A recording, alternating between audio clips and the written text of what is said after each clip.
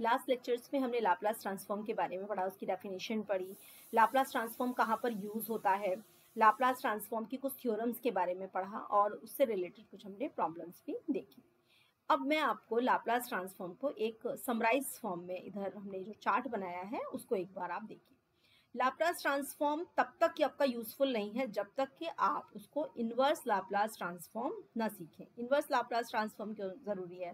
जैसे मैंने स्टार्टिंग में आपको बताया था कि जब आपके कैलकुलेटर इन्वेंट नहीं हुए थे उससे पहले हम बड़ी कैलकुलेशंस को किसकी हेल्प से सॉल्व करते थे? लॉग की हेल्प से। और लॉग आपने 10th 12th क्लास में पढ़ा भी होगा।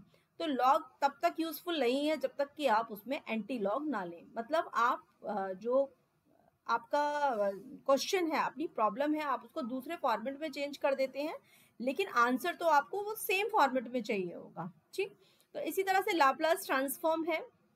आपको मैंने लाप्लास ट्रांसफॉर्म के बारे में बता दिया। इनवर्स लाप्लास ट्रांसफॉर्म हम पैरेलल में पढ़ेंगे। बहुत सारी बुक्स में Laplace transform, inverse Laplace transform दो अलग अलग चैप्टर्स की फॉर्म में दिए हुए हैं। जो स्टैंडर्ड बुक्स हैं उसमें Laplace transform, inverse Laplace transform एक साथ दिए हुए हैं।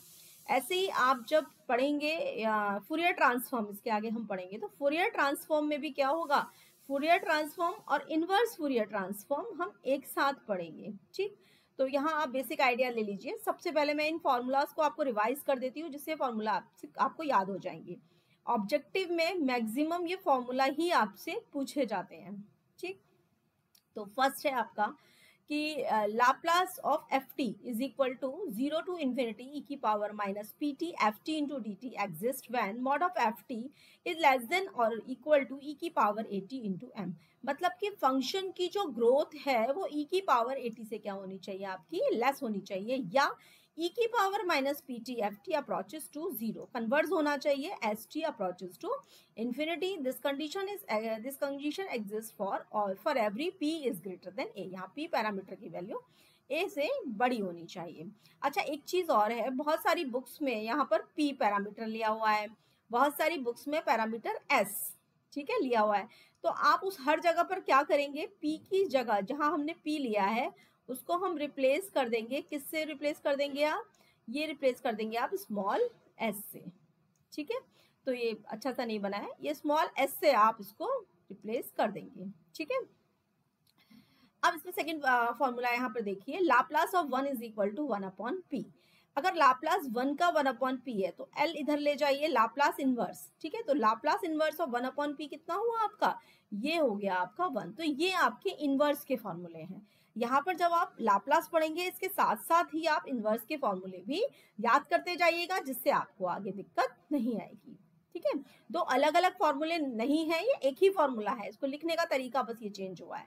लाप्लास, आप किसी डिफरेंशियल इक्वेशन में जब कोई इक्वेशन आएगी आपके सामने तो आप सबसे पहले उसका लाप्लास ट्रांसफॉर्म लेंगे। लाप्लास ट्रांसफॉर्म इस तरह से लेंगे, इसके बाद हम उसका इनवर्स ट्रांसफॉर्म लेकर हम अपना आंसर, अपना जो भी हमारा सॉल्यूशन होगा वो हमारा कैलकुलेट होगा। ठीक है, और ये इसके बाद ये आपका थर्ड नंबर का फॉर्मूला है। ये फॉर्मूला है आपका लाप्लास ऑफ टी की पावर एन। ये जनरल मैंने बताया था, लाप्लास ऑफ टी की power N is equal to factorial N upon P की पावर एन प्लस 1। तो यहाँ पर एल इधर चला गया, तो Laplace inverse of 1 upon P की power N plus 1 is equal to कितना हुआ? टी की पावर एन।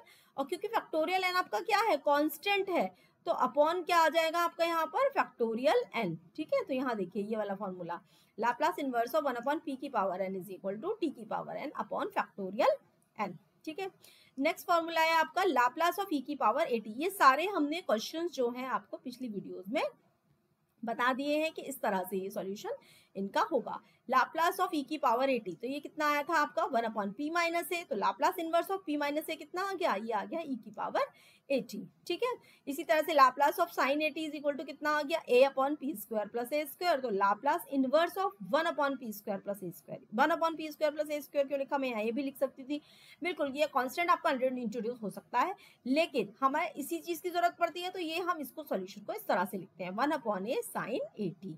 ठीक है, याद करने के लिए आप इस तरह से भी याद कर सकते हैं। Laplace of cos A T, ये कितना होता है आपका? यहाँ पर देखिए, इधर ए होता है साइन में, तो कॉस में कितना हो जाता है? पी। नीचे का जो डिनोमिनेटर टर्म है दोनों में एक सा है, P square plus A square, P square plus A square. और ये सभी हम फॉर्मूला जो है लास्ट वीडियोस में हम इसको सॉल्व कर चुके हैं। ठीक है। तो Laplace inverse of p upon p square plus square, यहाँ देखिए p जो है इसके अपॉन में नहीं गया क्योंकि p इज अ पैरामीटर, और ये मैंने आपको बता दिया कि कुछ बुक्स में जो है p है और कुछ में s लिया हुआ है, तो उससे आप बिल्कुल भी कंफ्यूज नहीं होंगे। जहां पर p लिखा हुआ है आप उसको s से रिप्लेस कर दीजिएगा। आपके एग्जाम में भी s लिखा हुआ आ सकता है, ठीक है, तो उससे बिल्कुल भी आपको कंफ्यूज नहीं होना है। आप ऊपर स्टार्टिंग में भी लिख सकते हैं कि हम p को जो है s से रिप्लेस करके क्वेश्चन सॉल्व कर रहे हैं, या आप अपना कर लीजिए क्वेश्चन, उसके बाद लास्ट में उसको p को s से रिप्लेस कर दीजिए, ठीक है। यहाँ पर देखिए Laplace inverse of p upon p square plus a square is equal to cos 80। यहाँ पर 1 अपॉन p नहीं लिखा क्योंकि p यहाँ पर क्या है, आपका पैरामीटर है, ठीक है। इसी तरीके से ये कितना आया आपका लाप्लास ऑफ साइन हाइपरबोलिक 80। अब साइन 80 और साइन हाइपरबोलिक 80 का लगभग एक सा होता है, लेकिन साइन नीचे का क्या होता है, माइनस का चेंज होता है।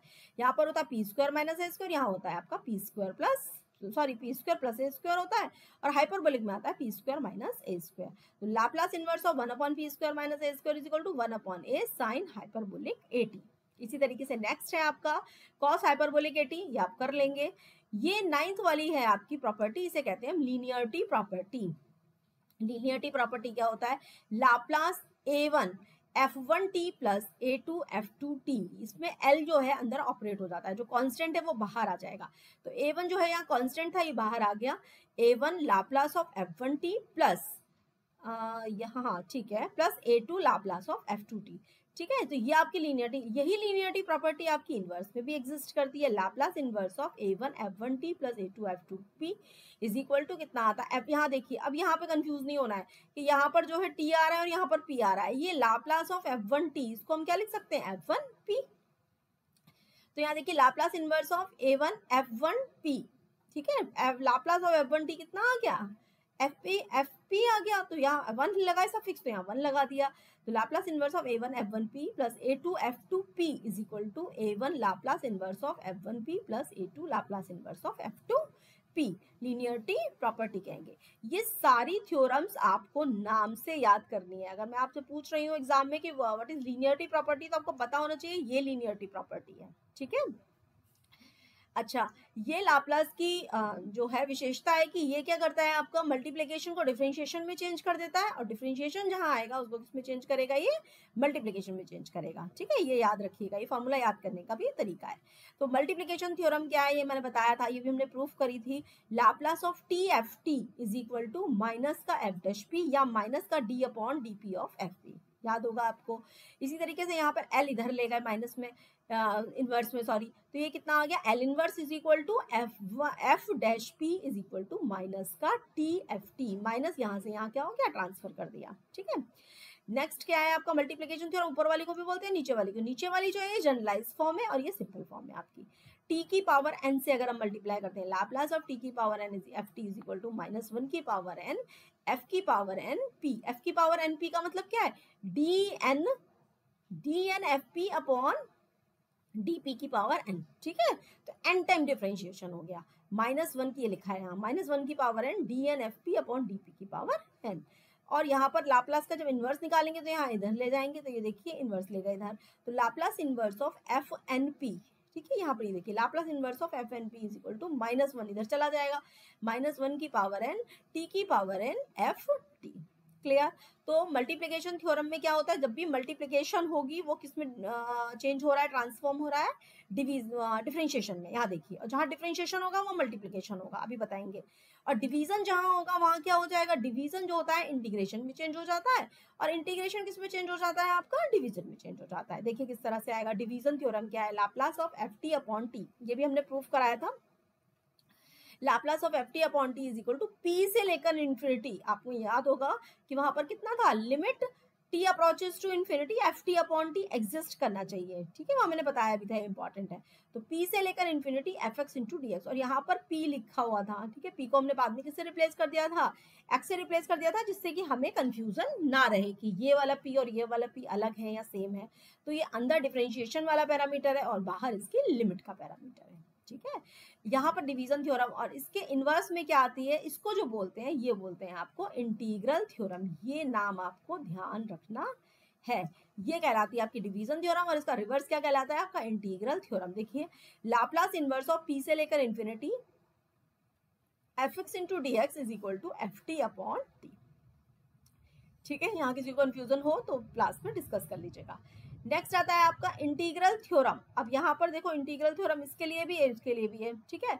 तो लाप्लास ऑफ 0 से लेकर T F X into D X is equal to F P upon P.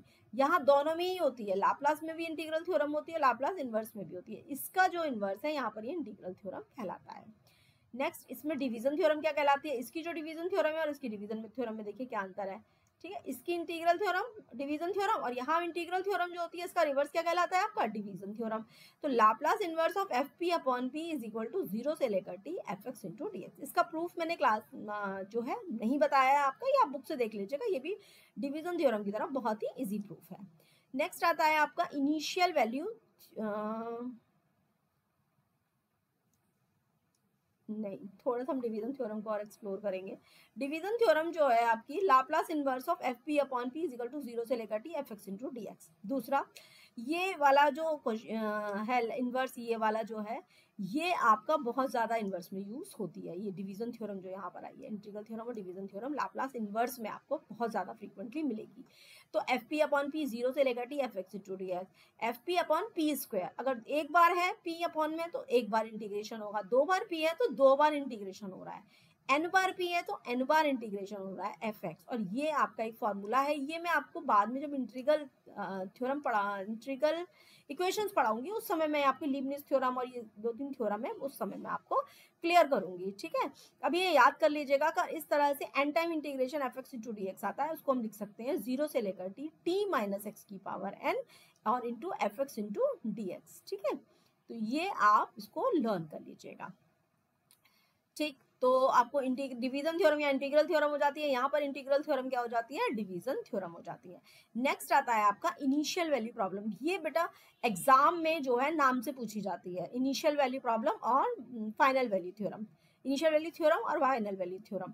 तो इसके लिए क्या है, याद कर लीजिएगा आपका limit T approaches to 0 F T is equal to limit P approaches to, यहाँ देखो टी अप्रोच, टी किसको अप्रोच कर रहा है, लिमिट 0 को अप्रोच कर रहा है, तो p किसको अप्रोच करेगा, इन्फिनिटी को अप्रोच करेगा।